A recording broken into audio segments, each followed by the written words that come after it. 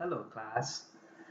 The term I thought was the most important of this week's lesson was preparedness and recovery. Chapter 1 of emergency management of the textbook mainly focused on risk and risk avoidance of all hazard and incident and emergency. The word preparedness to me is a continuous cycle of planning, training, equipping, exercising, evaluating, and taking corrective action.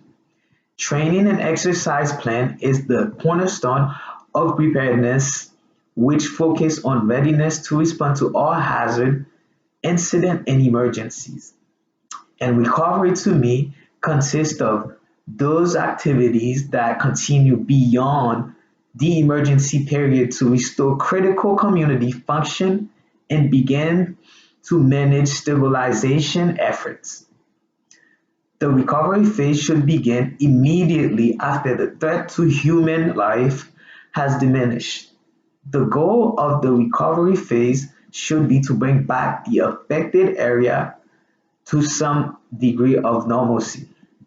Therefore, based on the description I recently described, it makes me realize that the government has to make a lot of changes and improvements to the current emergency responded system in order to meet the benchmark of preparedness and recovery, in my opinion. For instance, looking back at Hurricane Katrina, a lot of damage that occurs could have been prevented had officials took the storm more seriously at first sight. Because of lack preparation, many lives and property were lost. Responders did not act swift enough. Many people left stranded in the aftermath of Katrina's for days. The recovery process took forever. Many people were left without nothing. Other plans the local, state, federal government had in place for a situation like Katrina were a complete failure.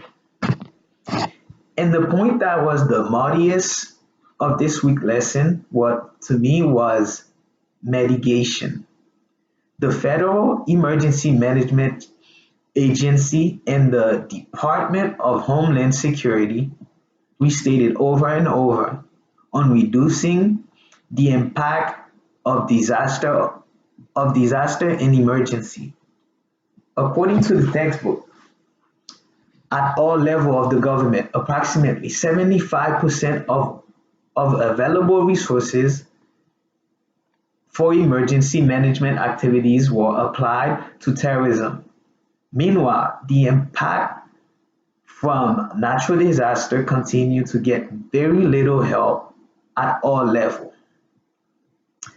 And if I had to lead an in-person class based on this week topics, I would start the class by asking them to describe preparedness and recovery in their own words. Then what is the purpose of preparedness?